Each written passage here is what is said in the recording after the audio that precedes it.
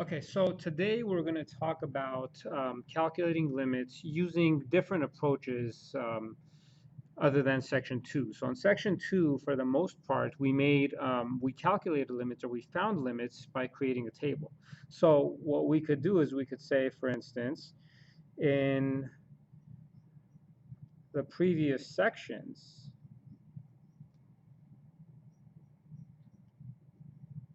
we found, or at times we even estimated, limits through a table. So what we're going to notice is, unfortunately, we can't just completely get rid of using a table. But our goal today is we're going to use properties. So we will now learn properties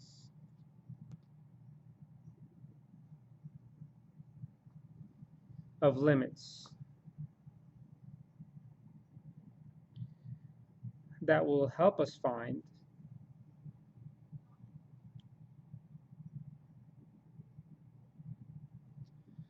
the exact value. So here's the good news. We'll learn some other methods of evaluating limits, and these methods will actually help us find exact values, whereas in previous sections we were sometimes estimating. But for the most part, even though we made a table, we had a good idea as to what the exact value was anyway, but we kind of get to save ourselves some time. We don't necessarily always have to make a table, and in fact, making a table is pretty much going to be our last resort. So before we get into these properties and different ways we could evaluate limits, let's first talk about some limit laws. So we're going to basically mention here are some things we can do with limits, or different approaches we could take when we're solving limits. So there's about 5 of these. So we can say, suppose C is a constant, and the limit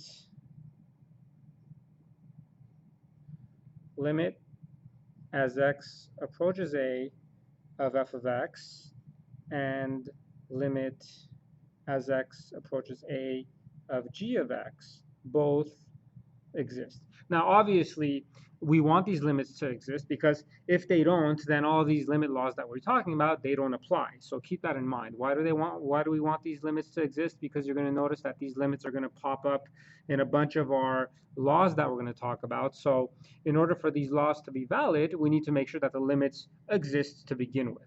So here are the laws that we have. So then the first law is the limit as x approaches a of f of x plus g of x.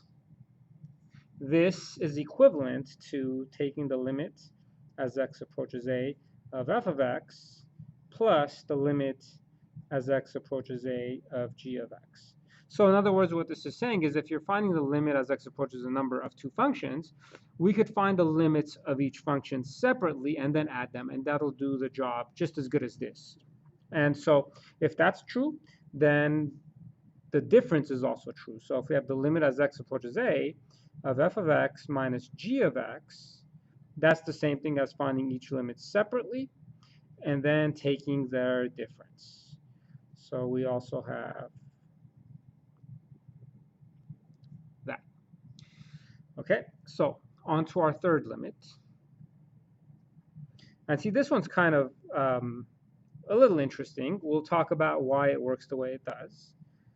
So here's what you should notice. If I have this statement, so what are we doing? Limit as x approaches a of c times f of x. So notice how this limit, we're more concerned about what happens to this whole thing when x approaches a. And what you notice is this limit is telling us that x is my variable, and x is getting closer and closer to a. So if you look at this constant here, this constant doesn't really affect this limit, because what are we doing? We're just getting x closer and closer to a. So since this constant doesn't really affect what's going on inside here, because look, what's changing? Only x is changing. X is getting closer and closer to a. So what that means is c is staying unchanged.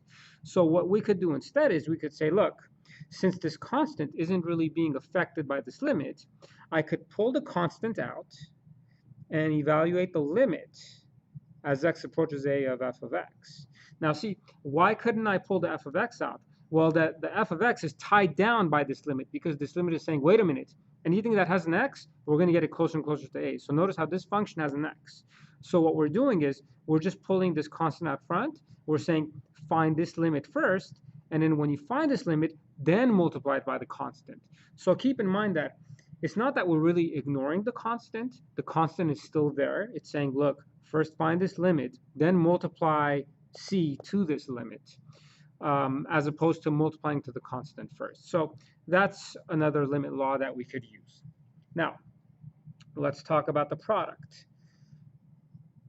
So the limit as x approaches a of f of x times g of x, and I'm sure by now you can guess that we could find each of these limits separately and then multiply them. So this would be the same thing as limit as x approaches a of f of x times the limit as x approaches a of g of x. Okay, so we're basically saying find each limit separately first, then multiply through.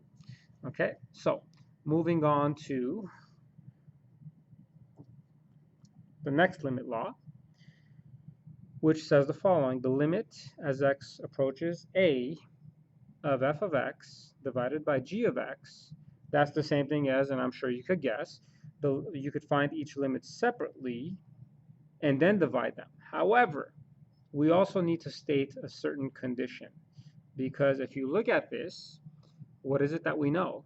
You're finding each limit separately and then you're dividing them. But what is it that I need to be careful about? We need to make sure that the denominator doesn't equal to 0, which means if the limit as x approaches a of g of x doesn't equal to 0.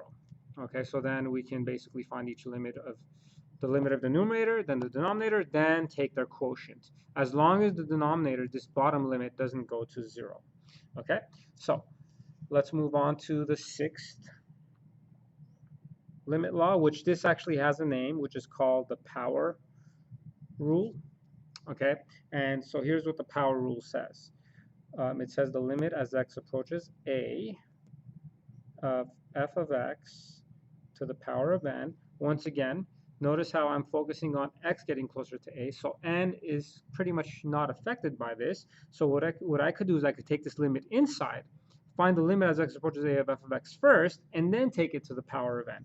So this is equivalent to saying find the limit as x approaches a of f of x, and then take it to the power of n.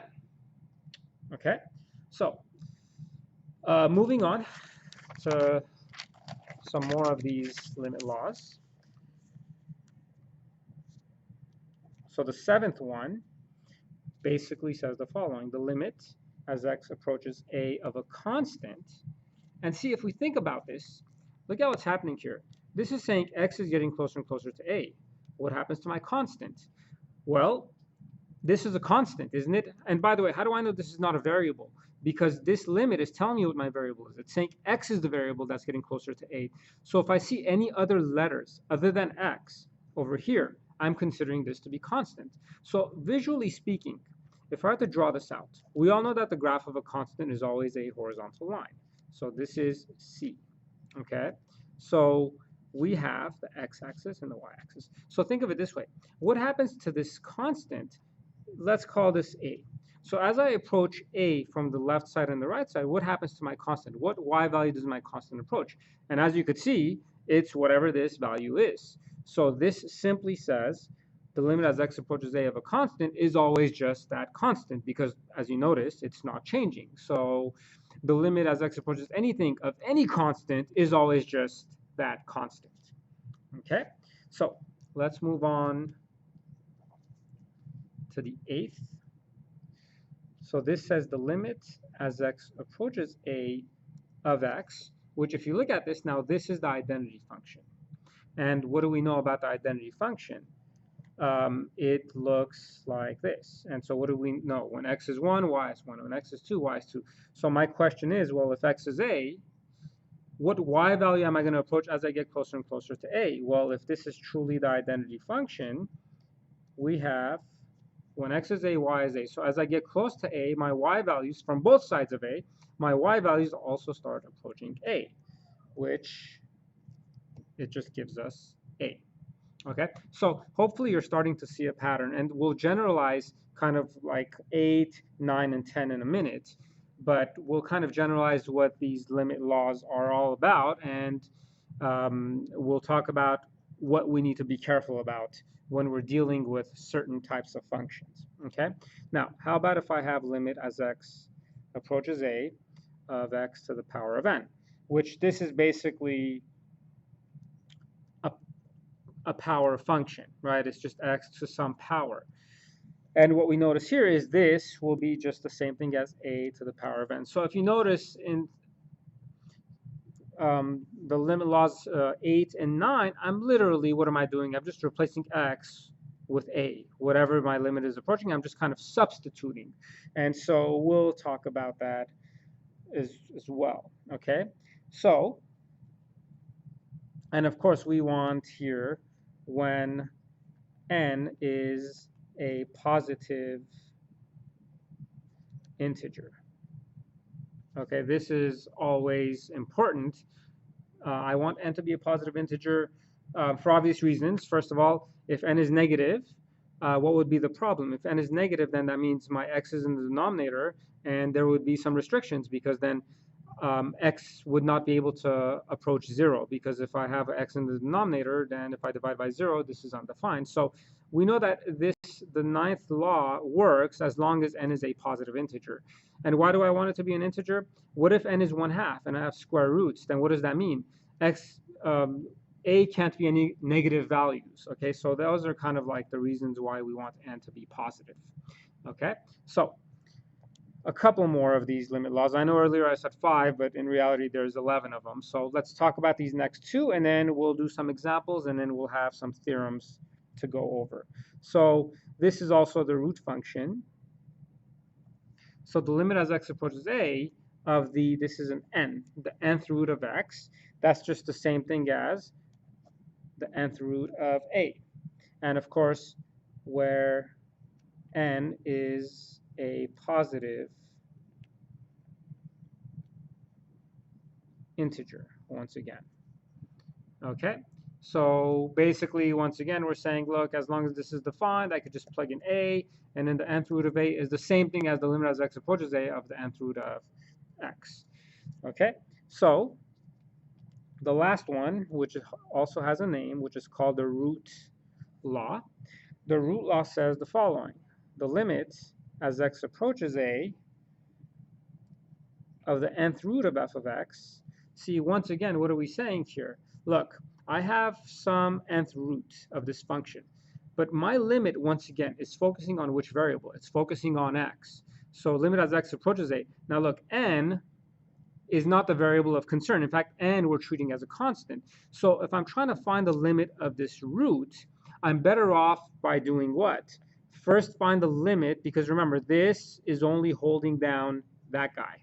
Okay, so what I want to do is I could take the limit inside and say find the limit as x approaches a of f of x. And once you find this limit, then take it to the nth root. Okay, so that's kind of what's going on here. So let's look at our first example where we'll kind of put these limit laws to use. Okay, so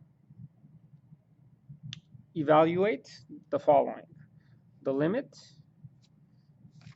as x approaches 5 of 2x squared minus 3x plus 4. Now, I'm going to do this the long way because there is a shorter way of doing this, but I'll do this the long way first, and then we'll kind of see the shorter way, which you could have said, oh, wait a minute, I could have applied that to this as well. But what I'm going to do is, by using my limit laws, I could break this up because of, I think it was limit law 1 and 2, because I have the difference in some of these limits. So I could break this up as the limit as x approaches 5 of 2x squared minus the limit as x approaches 5 of 3x plus the limit as x approaches 5 of 4. Okay, so here's what I know. Since this is a constant, I could pull the constant out front, which this is the same thing as 2 times the limit as x approaches 5 of x squared, minus, I could pull out that constant as well, 3 times the limit as x approaches 5 of x, plus, and there should be a plus up here, plus the limit as x approaches 5 of 4. So if you look at this, I could now just plug in 5 for x, which gives us 2 times 5 squared. And then what do we have? We had minus 3, and then it was the limit as x approaches 5 of x. If you look at your notes, you'll see it. So that we could replace x with 5. And then the last part was the limit as x approaches 5 of a constant, which, like we said, it should just be that constant. And once we've done that, now we can just simplify this and get the exact value. So this is what? It'll be 25 times 2, which is 50, minus 15 plus 4, which becomes 39. Okay, so now let's talk about the direct substitution property. Okay, so this next property is actually a very nice property as long as we can apply it. Okay, so the direct substitution property says, just to kind of summarize it real quick, it says, look, if you have a polynomial function or a rational function and the limit, the x value that you're approaching, if that function is defined there, you can just substitute it and it'll work just as good. So basically what we're saying is as follows. If f is a polynomial or a rational function and a is in the domain of f, then the limit as x approaches a of f of x is the same thing as f of a. So here's what we're saying. So remember, this direct substitution property doesn't always apply. It only applies to what? Polynomial and rational functions. So what we're saying is, if you're trying to find the limit as x approaches a of f of x, of a polynomial or a rational function, and if a is in the domain of f, that limit is just the same thing as you plugging in a for x for the function. Whatever the output is, that'll give you the same. So think of it this way, just to visually speak in terms of this. See, this is a polynomial function, right? So look at what happens. If this is f of x, here's what we mean visually. If this is a, notice how when I approach, and by the way, this y value is f of a, okay? So notice how as I approach a from the left side of a and the right side of a, what y value does my function take on? It takes the same y value as f of a. Now remember what we said here, and in fact, I'll make a note of this as well. If f of a is undefined, this does not mean the limit as x approaches a of f of x does not exist. So in this case, what you're noticing is, look, I'm saying if my y value is defined at a, and this is a polynomial function, then the limit as x approaches a is the same thing as the y value at a.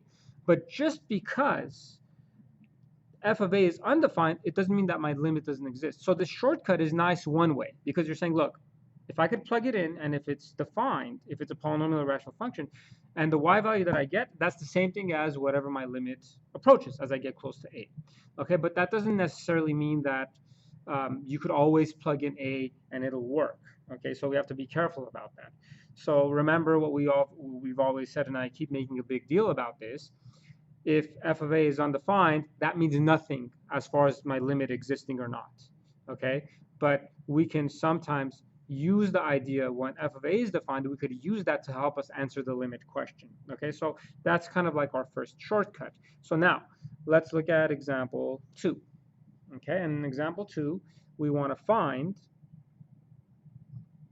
the limit as x approaches 1 of x squared minus 1 over x minus 1. And see right away, this is a rational function. Okay, so I could try to use the direct substitution rule. But here's the problem. When I plug in 1, what do I notice? X equals 1 is not in the domain of my rational function, so I can't substitute just yet. So before I make a table, and see, I don't want to make a table unless I have to. I want to see if I could simplify this any further. If I could simplify it further, great. Then maybe I could somehow get this limit to work without me really making a table. Okay, now if I can't simplify this and I see there's no way I could cancel out the x minus 1 from the denominator, then I'll make a table to see, hey, what's happening as I get really, really close to 1. So here's what we could do. If I start off with the limit as x approaches 1 of x squared minus 1 over x minus 1, here's what we noticed. As far as simplifying goes, I could factor the numerator, okay? And if I factor the numerator, I get x minus 1 over x plus 1 over x minus 1. And see, what's my goal? What do you think just happened right here? If you look at this, I could now cancel out my denominator, which this great news as far as limits go. So think of it this way. If something turns my denominator into a 0, my goal is to somehow try to cancel out the denominator. If I can, great, because that doesn't all of a sudden mean that this function is defined at x equals 1. From analysis, you remember what we said. If you cancel out the denominator, it doesn't mean that it's defined at x equals 1, but what that means is we have an open point at x equals 1. So if you think about this, if I were to simplify this, what do I get? The limit as x approaches 1 of x plus 1, see, this rational function became a line. But what do I notice? At x equals 1, I have an open point. So just to kind of give you a visual representation, x plus 1 looks something like this, except that x equals 1, when y is 2, I have an open point. So what do you notice here? See, my function is not defined at x equals 1, but what's the good news? My limit exists as I get closer and closer to 1. And what is the limit? Well, if I plug in 1 here, what do I get? I get 2. So over here, we could still substitute. We're not saying that at x equals 1, this function is defined, but what we're saying is as you get really, really close to 1, x plus 1 gets really, really close to 2. So the good news here was I was able to avoid making a table, okay? And so remember what we said. If f of a is undefined, which clearly at 1, this is undefined, it doesn't mean that my limit doesn't exist because my limit exists in this case. So just keep that in mind. If your function is undefined at a specific value, it means nothing about the limit, okay? The limit could exist or it could not, okay? But in this case, the limit existed, but my function was not defined at x equals 1, okay? So let's move on to a couple of theorems. So Theorem 1. Theorem 1, and we could all, this will pretty much make sense to us because we've talked about all of these the whole time. Here's what we have. The limit as x approaches a of f of x equals to L.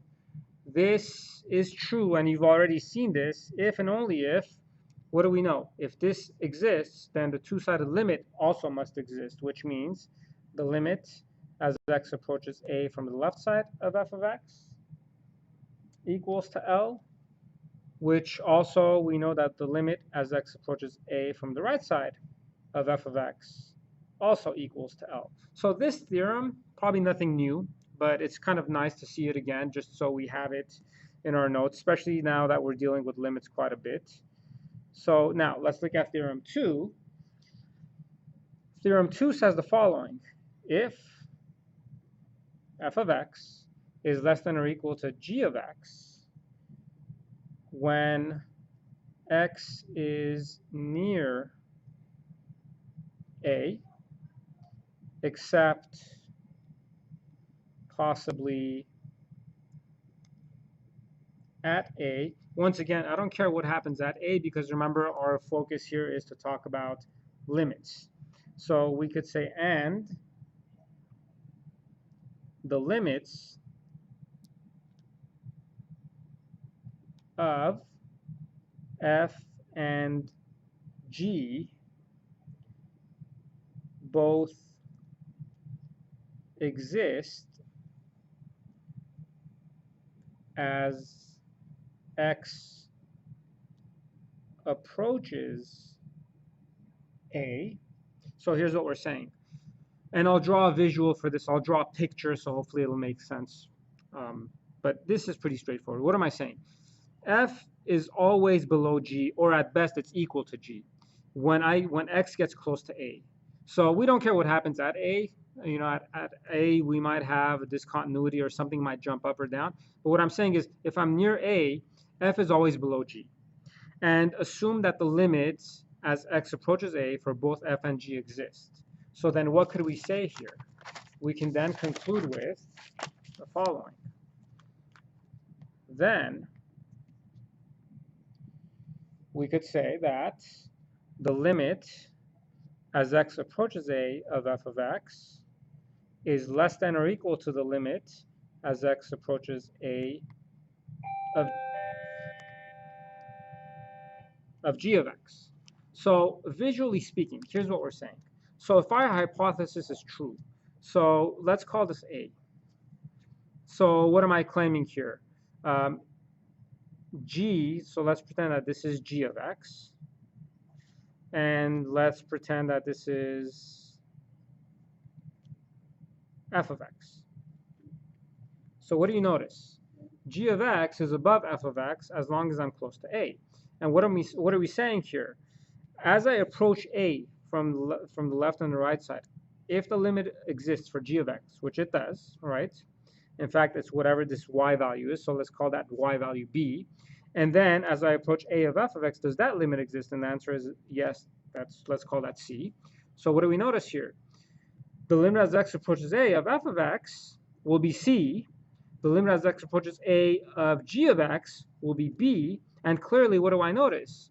The limit as X approaches A of f of X is less than or equal to the limit as X approaches A of G of X, because B is greater than C. So that's all they're saying, is if G is above F and their limits exist as I get close to A, then the limit of G is going to be greater than the limit of F. Okay? So that's actually, that one idea is going to get us into a very, very important theorem, which, see, the first two theorems didn't have any names, but the third theorem has a name. And especially in this class, any theorem that has a name, we have to pay close attention to, because those are the important ones. Usually the important ones are named something, okay? So let's talk about the squeeze theorem. And this is actually a very, very cool theorem. I really like the way that this theorem works, because it's kind of like the name tells you what we're doing. We're kind of squeezing something between two other functions, okay? So, which gives us a lot of information. So here's what the squeeze theorem says. If f of x is less than or equal to g of x is less than or equal to h of x. So what you notice before I go on with this theorem is, what am I saying? This function is below g, f is below g, and g is below h. So h is the highest, and g is trapped between f and h. The best g could be is the same as f and the same as h at certain instances. Okay? So hopefully you could see why we're calling it a squeeze theorem, because I've trapped this. I'm squeezing this between those two functions. Okay? So if f is less than g is less than h, when x is near a, and once again, except possibly at a, we don't care about, these are limits, we're going to talk about limits, so I don't care what happens at a, I want to know what happens as I get close to a. And the limit as x approaches a of f of x, which equals to the same thing as the limit as x approaches a of h of x, and let's call them L. So what am I saying here? If I take the limit as x goes to a of f of x, and I take the limit as x goes to a of h of x, they both end up giving you the same output, which is L. So what conclusion could we make? Well, look, if G is trapped between F and F goes to L and H goes to L, what does that mean about G? G must also go to L. So we could say then the limit as x goes to A of G of x equals to L as well. Now, hopefully you could see why it's called the squeeze theorem, because G is kind of squeezed between these two. And if these two go to the same y value, then G is also forced to go to the same y value because they're both this is squeezed between the two. So think of it this way. Here's what we're doing. Pretend, so let me give you kind of like a visual as to what's going on. Let's pretend that this function is h of x. And I'll draw something else here. Let's pretend that that function is f of x. And what do I know? Notice how h is above f, and g is somewhere between f and h. So I don't know, let me draw g kind of doing something like that.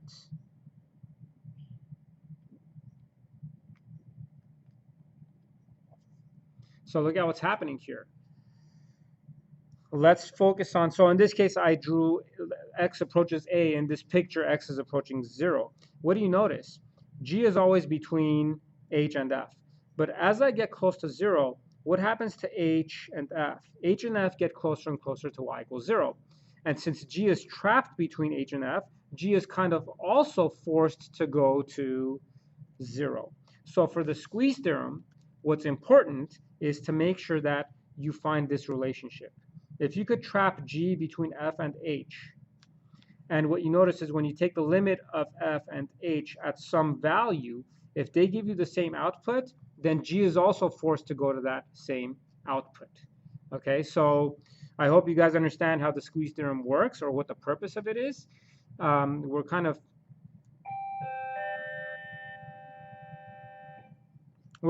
going to find this is going to help us find kind of limits for G that might not be so straightforward, but f and h might be two simple functions where I could find the limits of. So if I know that G is trapped between f and h are very easy to kind of calculate their limits of, and if they're the same, then G is kind of forced to go to the same y value. If you notice in the picture down here, h and f look like simple quadratics, but G looks something like more complicated.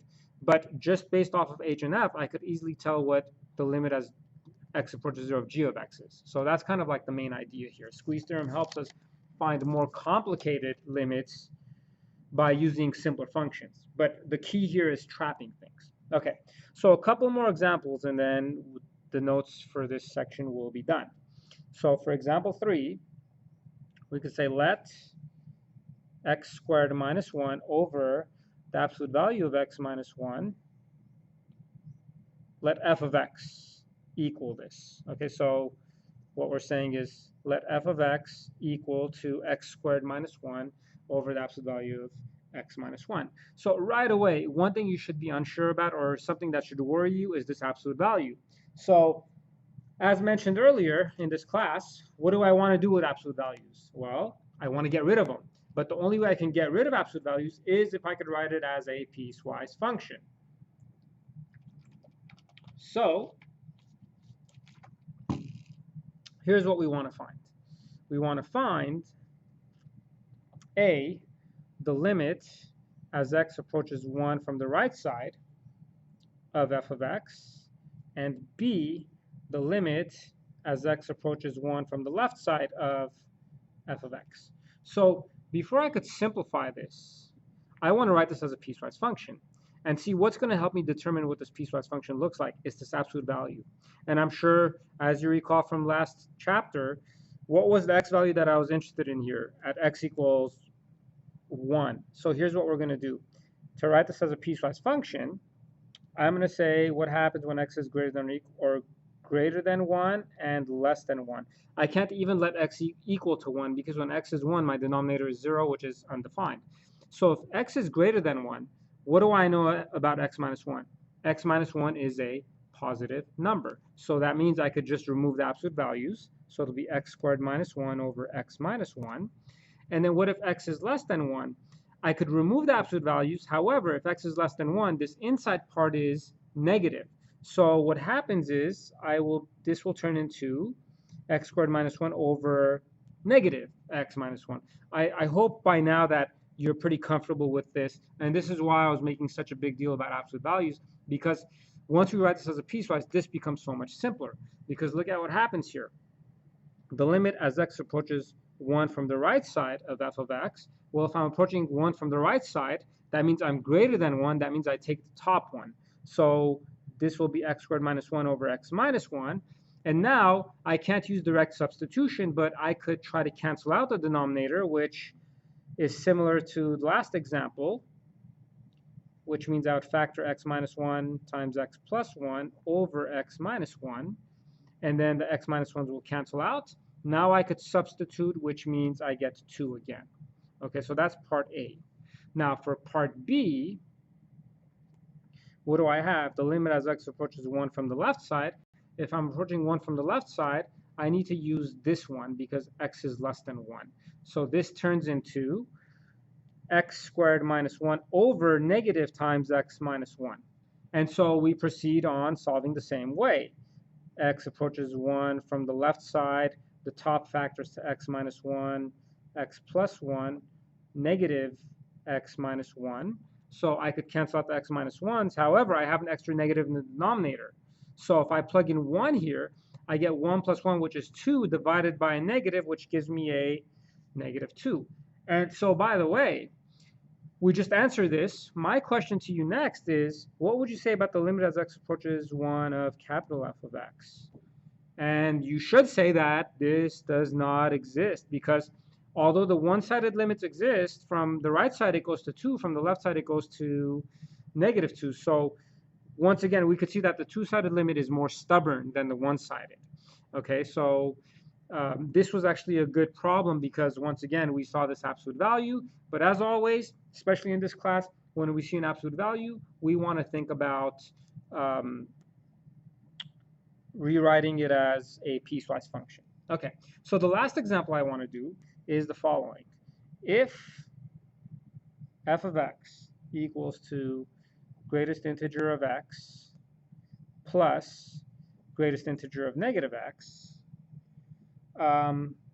we want to show that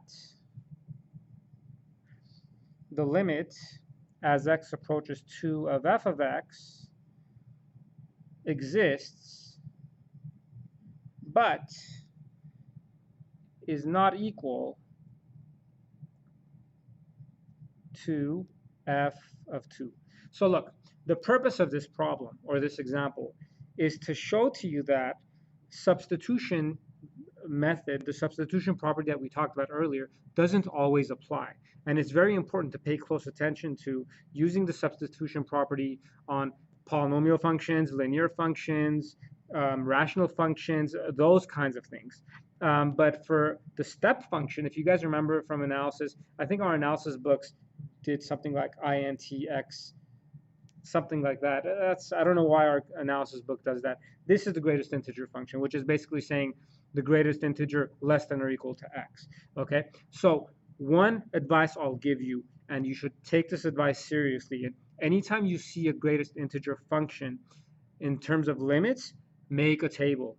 A table is the best way to go, because if you remember the greatest integer function, the graph of it looked like this. And the good news is your table doesn't need to be that long. All you just need is one value, because look, let's pretend that I'm going from 2 to 3. If I pick any number between 2 and 3, the y value for this greater integer function is always the same, right? It's basically going to be 2. So whether I pick 2.1 or 2.2 or 2.3, the limit as x approaches any one of those numbers is always going to be 2. So the good news is when you make a table for the greatest integer function, you really don't need more than one value, because we know that it doesn't change. It should always stay the same. Okay, so what we want to show here is that this limit exists, but it's not the same thing as f of 2. So let's do this. Let's make a table. And so for this one, I have no choice but to make a table. So I want to find out what the limit is as x approaches 2 of this function. So here's what I'm going to do. I'm going to plug in 2.1 because I want to approach 2 from the right side, and 1.9. Now here's what I claim. What I get for when I plug in 2.1, it'll be the same thing as what I get for when I plug in 2.01 or when I plug in 2.001, because the greatest integer function, as you notice, is the same thing. It's pretty much constant all the way through. So if you just plug in one value, like even 2.5 would have worked, although I don't like 2.5 because we're so far away from 2. We want to get as close to 2 as we can. But in this case, it doesn't matter, as long as you pick something a little bigger than 2. So if I, let's say, plug in 2.1, what do I get? I'm plugging in 2.1 into that function. So it'll be plus negative 2.1. So what does this become? What's the greatest integer less than or equal to 2.1? That's 2. Plus, what's the greatest integer less than or equal to negative 2.1? So the greatest integer less than or equal to negative 2.1 is actually negative 3. So what do I get? 2 plus negative 3, which is negative 1. So you get negative 1. And I claim I don't need to try any other values from the right side of 2. You can try it if you want, but I promise you you'll get negative 1. You could try 2.01. You'll see you get the same thing. Now, I'm still not done showing the two-sided limit exists. I also need to check what happens to this function as I approach 2 from the right side. So let's plug in 1.9. If I plug in 1.9, what do I have? 1.9 plus negative 1.9. So what does this give me? What's the greatest integer less than or equal to 1.9? Which is 1, right? The greatest integer less than or equal to 1.9. Plus, what's the greatest integer less than or equal to negative 1.9? Which is negative 2. And what do we see? 1 plus negative 2 is negative 1. So the two-sided limit does exist. So what we could say is, so the limit as x approaches 2 of f of x does in fact exist, because I checked from both sides and it's negative 1. But what if you didn't make a table? What if you used substitution and you said, hey, look, I could substitute so it works. Let me just use a shortcut and use substitution. And here's where you're going to run into a problem. F of 2 would be what? Greatest integer of 2 plus greatest integer of negative 2. And what do you notice? What's the greatest integer less than or equal to 2? That's 2. Plus, what's the greatest integer less than or equal to negative 2? Which is negative 2. So 2 plus negative 2 is actually 0. And notice how if you use the substitution method, you would have got the wrong answer. So pay close attention to the direct substitution property, because you can't always use it. Only for rational functions, polynomial functions, or, and, of course, the earlier examples we did where we had rational functions where we were able to simplify them. So for the greatest integer, please don't forget, make a table, because you can't do this any other way. Do not try to avoid making a table for the greatest integer, because you're going to run into a lot of problems.